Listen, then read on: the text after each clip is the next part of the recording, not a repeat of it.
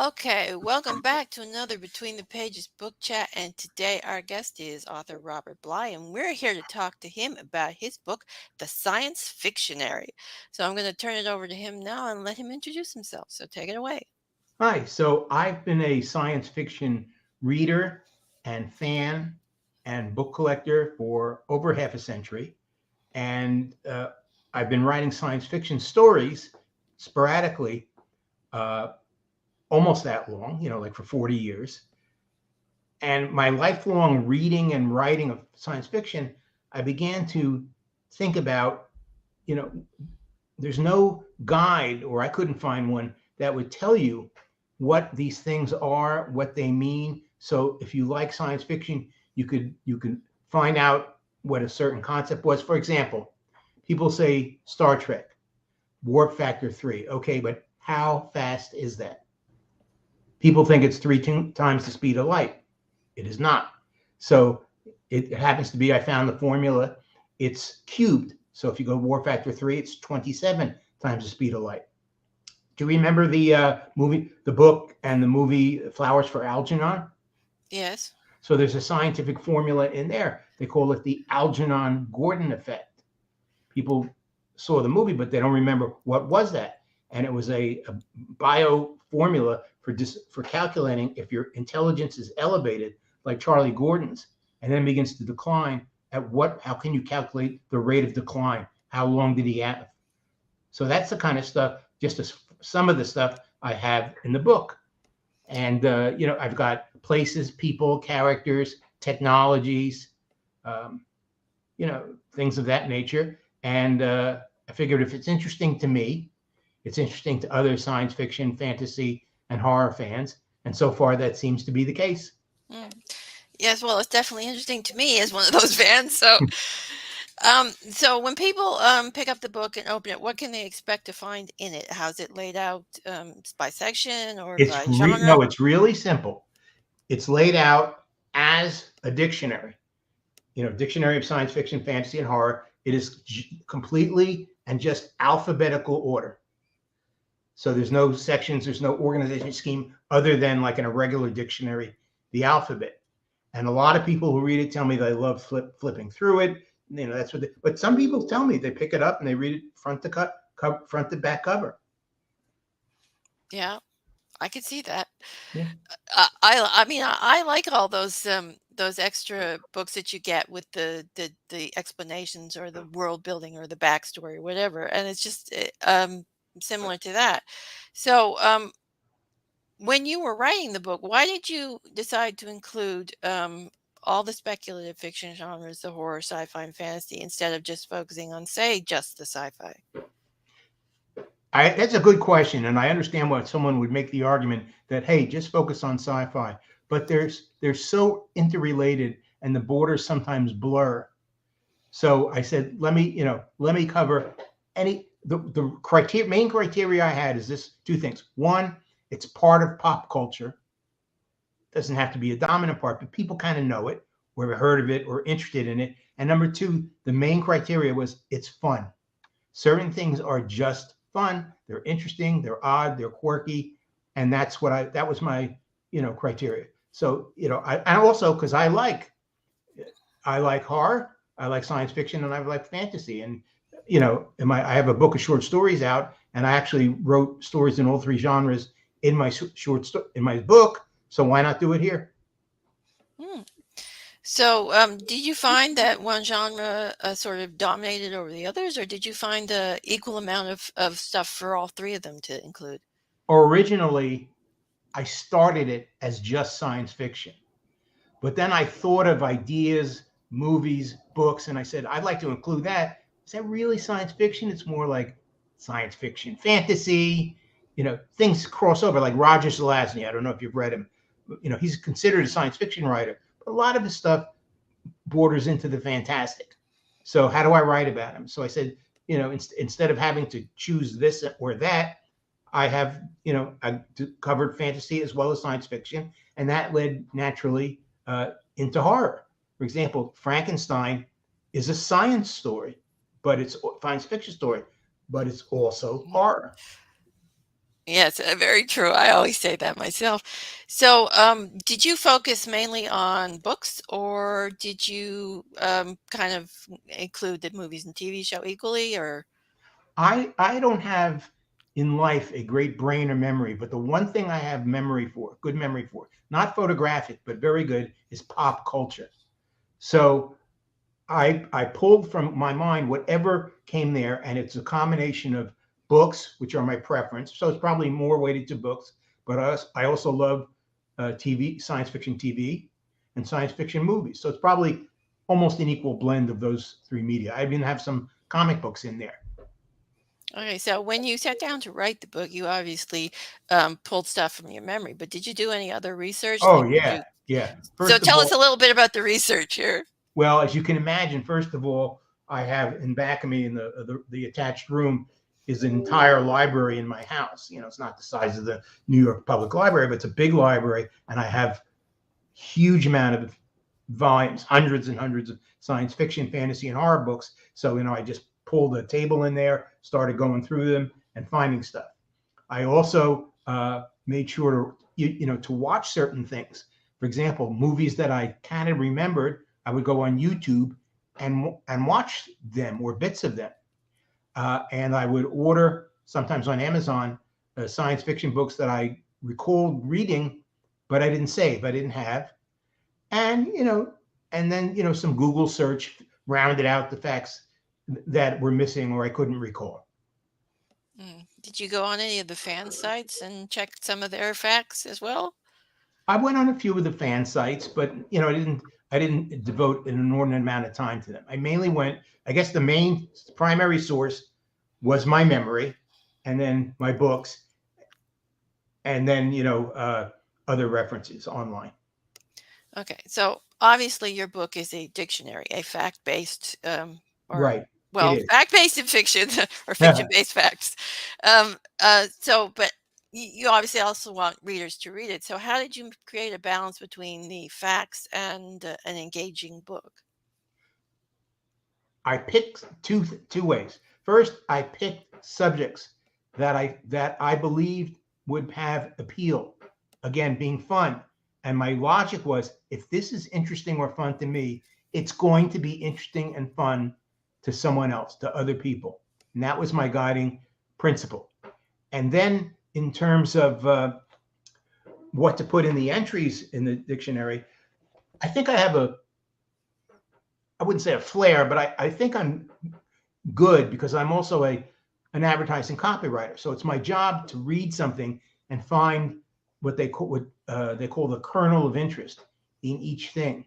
So if I'm writing about solar energy for a marketing piece, what is really I have to find something that's unusual, different, that's really going to engage attention. And I did the same technique here. I said, what about this?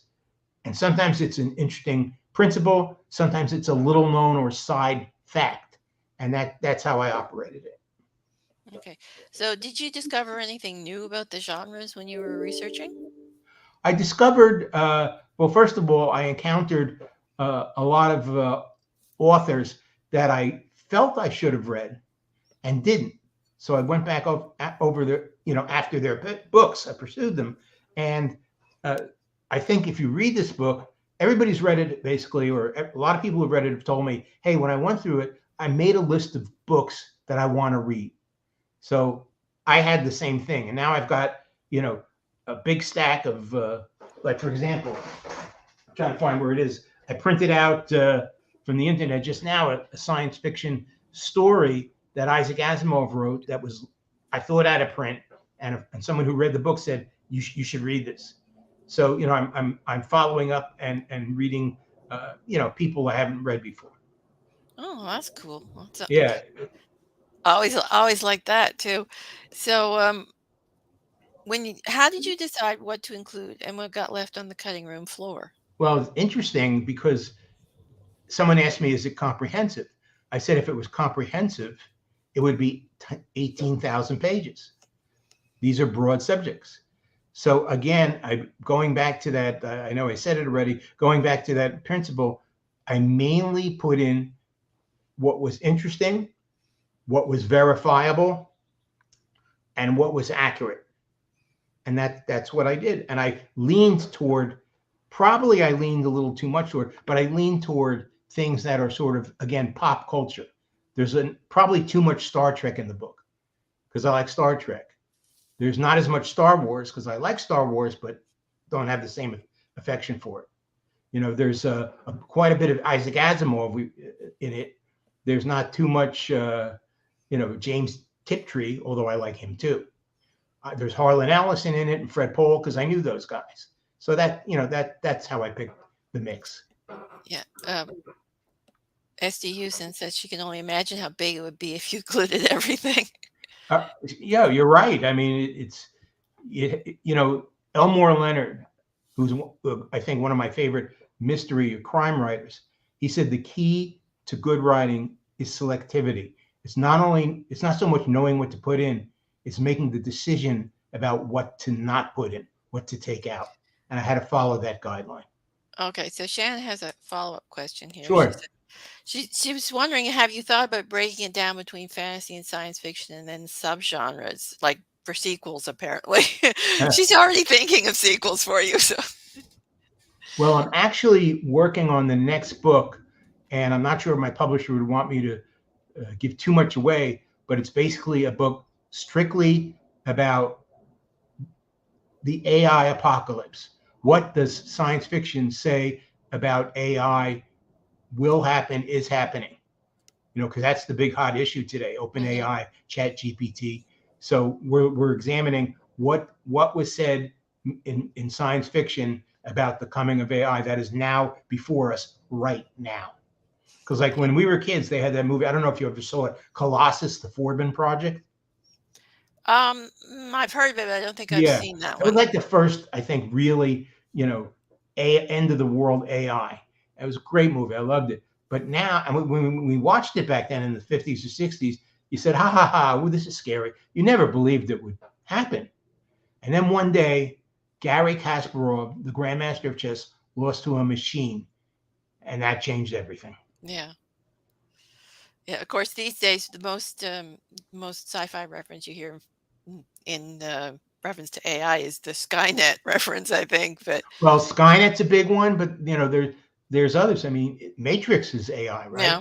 It takes over, and again, as you say, Skynet is a big one, which is scary because we also today have drones, so AI could pilot drones, and that we don't really want to think about.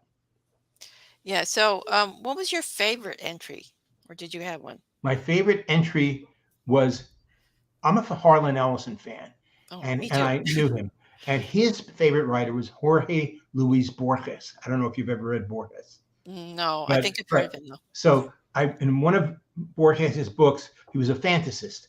I found a concept that Harlan had told me about, but I had forgotten, called the Almach, ALMACH. And it's like this, it's sort of like a cross between the Infinity Stones from the Avengers and the multiverse. It's like a portal into the multiverse. So that was interesting. I don't know if you ever read Philip K. Dick's book, Ubik. No, I haven't read that one. I've read some of his, but not. Yeah, so he has a book called Ubik, and it's this substance. I won't try to explain it now, but it's in the book, that I never understood how it worked and changed everything. It played around with time, it had a chrono effect, and he explains in the book. I found on a page, he actually totally details what it is. Same thing with Frankenstein. How did he bring Frankenstein? How did Dr. Frankenstein bring the monster to life? I found another book, a Frankenstein book written by another author, where he outlines what's in the formula. It's called The Elixir of Life. Those kind of things really interest me, and I think they're a lot of fun. Okay. So what was the hardest thing you had to deal with when writing the book? Probably one of the hardest was two things. One is, again, making decisions to not include stuff. How much do you include? That was a big thing. But the other decision that I had to make was about what do I not know and how do I find it? For example, there's my son sent me just the other day a new fantasy author. I can't recall her name. She's N.J. Kimison. Do you know this woman? She won Yeah. three. Yeah, she won 3 Hugos in a row for her trilogy. So he sent me the books, and I'm halfway through the first one. I wish I had known about her, and somehow I just never, it never came up. I never knew it, and she would have been in the book. So if we ever do a revised second edition or a second book, her concepts, I would have. And there's other authors like that. Unfortunately, like Stephen King says, there's never enough time to read a fraction of the books you want to read. So I've missed out on a lot, and I'm limited by what I know and what I've seen and what I've read. Yeah, so true. I mean, my TBR list is getting longer every day. Yeah, mine too. It's so just depressingly long. I mean, I like it, but you realize, you have to make, when you get older, and I'm older, you have to make decisions. Do I want to read, Infinite Jest, or is that time better spent on 4 science fiction books? Yeah.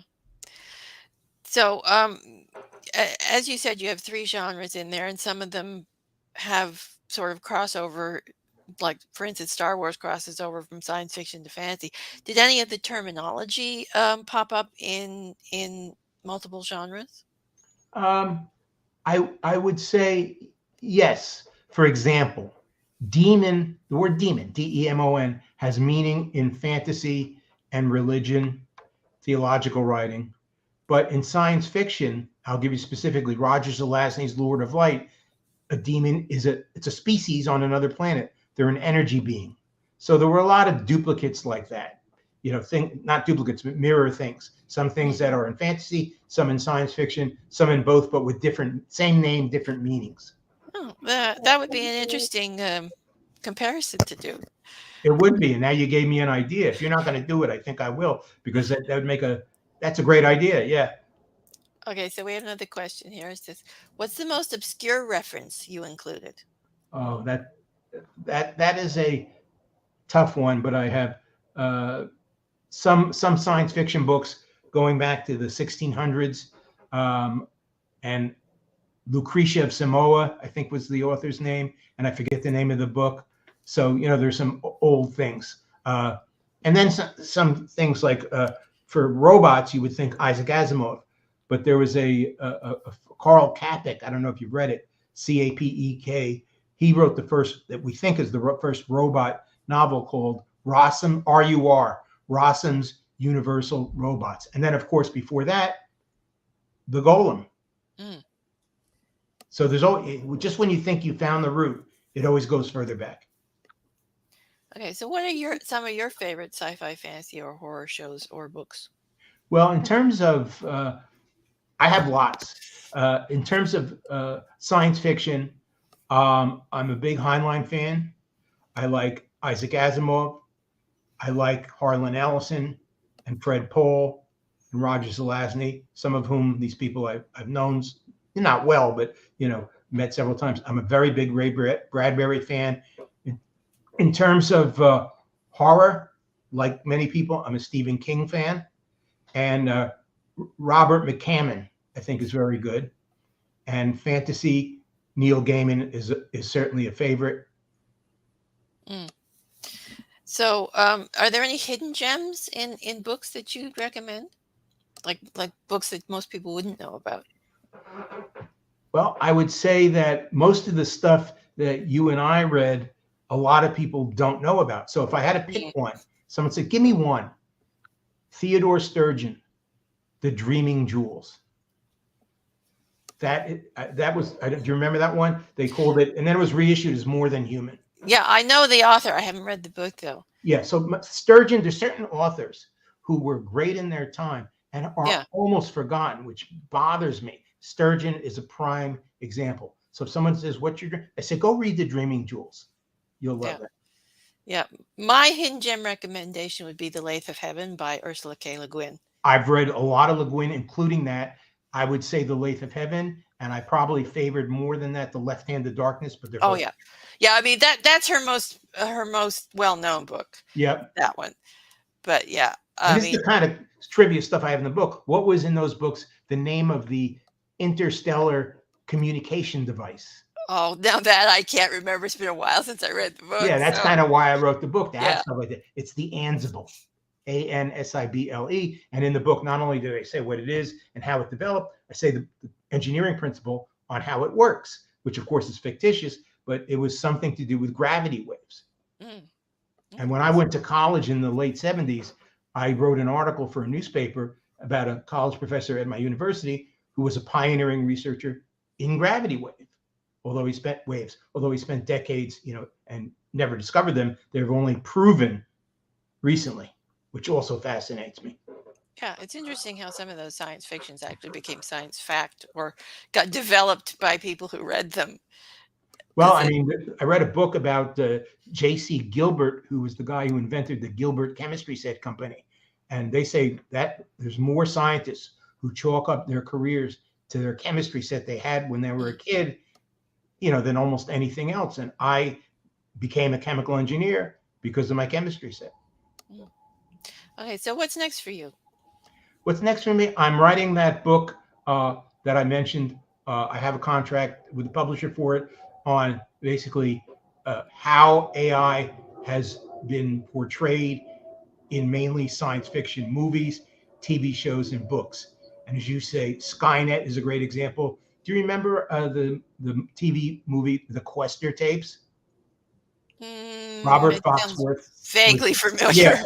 So it's in a cave, and they discover that the hero is an android. He discovers it, but he forgot, and he finds this cave, and there's rows, thousands of androids. They've been here since the dawn of man to guide us, through life, and it's that, and someone, aliens must have built them, and it's the Quester tapes is a good one. So there's a lot of AI, and that's what the book will be about. Hmm, What was the AI in the Matrix? What was the AI in Star Wars? Those robots were AI. yeah. Yeah, so we'll have to keep a look out for that one, I guess, in the future. So, I think we'll wrap this interview up here, and I'd like to thank you for being a guest today. It was a pleasure to chat with you. Thank you for having me, and I enjoyed it as well. Okay, and be sure to pick up his book, The Science Fictionary. There's a link in the description below. And again, thanks for being here. And My that's pleasure. all for today. Bye for now. Thank you.